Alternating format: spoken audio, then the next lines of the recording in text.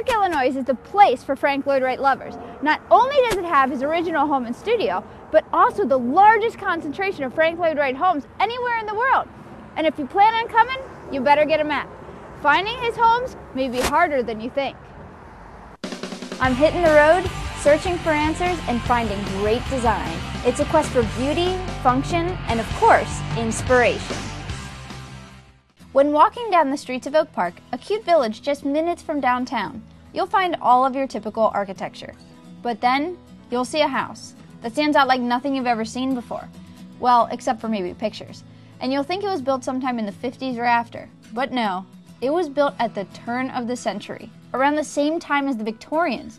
No wonder many people considered them monstrosities. And those so-called monstrosities were the genius of Frank Lloyd Wright. But not all of Wright's homes in Oak Park are so obvious to pick out. At first, I tried finding them on my own, but I quickly learned that if you're not a Frank Lloyd Wright connoisseur, you need a map. There are quite a few copycat architects that designed homes in Oak Park, and Wright's early work doesn't look as radical or groundbreaking as those typically associated with him. While I used the map for the majority of my Oak Park sightseeing, I was lucky enough to have Finch of the Frank Lloyd Wright Preservation Trust point out a few significant homes to me. During our walk, I learned that between 1889 and 1913, Wright designed 34 homes and Unity Temple in Oak Park. But perhaps the most significant home in Oak Park is the one Wright designed for himself, which Finch gave me a quick tour of. Why do people come, do you think? Year after year, what draws them here? Yeah, what's great is we have over 80,000 people a year that come year after year to this house, and just an experience of mine, it's so beautiful that I've had people come up and say, I've come here to see my dream. People read about this house. This is one of the first places he ever designed, and even though it doesn't look like a typical Frank Lloyd Wright house, there are still parts of Frank Lloyd Wright in this, and this is where the inspiration came from, and this is where the Prairie School of Design was developed, and just so much history comes from this house. That's why it's so celebrated.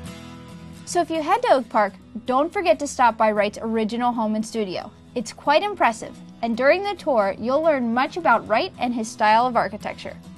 But if you really want to be impressed, you need to visit the Roby House, which is considered one of the most important buildings in American architecture. Now, the Roby House isn't in Oak Park, but it's not too far away. Located on the University of Chicago campus, the Roby House is one of Wright's most notable homes, and you can learn all about it during one of the guided tours.